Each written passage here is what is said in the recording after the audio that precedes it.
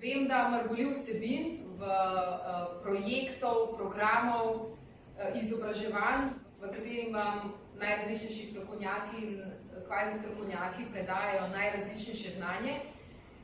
Svetujem vam naslednje, ker je to eno mnogih vprašanj, kako naj vem, zakaj se odločiti, kako naj izberem.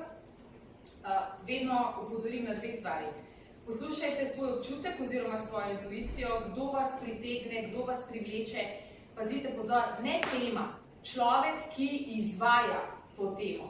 Če še niste toliko v skladu sami s sabo, da si ne zaupate dovolj, da bi izbrali po občutku, potem pa enostavno dajte fokus na osebo in poglejte, kdo mi nekaj govori, kdo je ta oseba.